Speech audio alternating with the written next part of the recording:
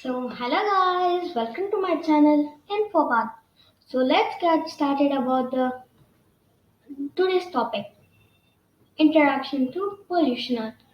Before going to start this topic, well, like, share, comment, and subscribe. Please, thank you.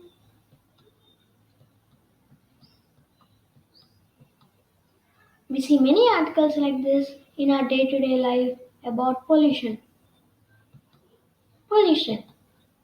I'll ask you to drink this water. Will you drink it? You say it's not clean and it's not even safe for our body. Same situation of the earth too.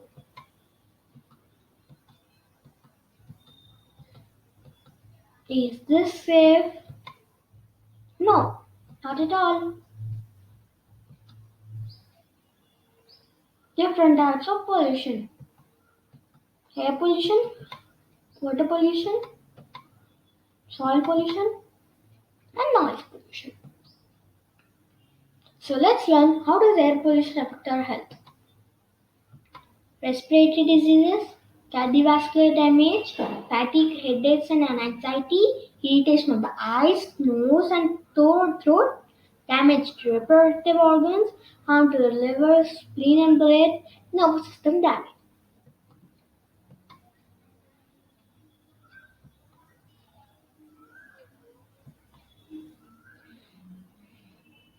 Let's learn about greenhouse effect and does greenhouse effect has relationship with pollution. Greenhouse effect. The greenhouse effect is a process by which radiation from a planet's atmosphere warms the planet's surface to a temperature above what it would be without this atmosphere. Radiatively, active gases in a planet's atmosphere radiate energy in all directions. Does pollution has relationship with greenhouse effect? Do you think? Let's see. Yes, of course. Air pollution includes greenhouse gases. One of these is carbon dioxide, a common part of the exhaust from cars and trucks. Greenhouse gases cause global warming by trapping heat from the sun in the Earth's atmosphere. The impacts of worsening air pollution are many. First impact, health. Indoor and outdoor air pollution is linked to 7 million premature deaths worldwide annually.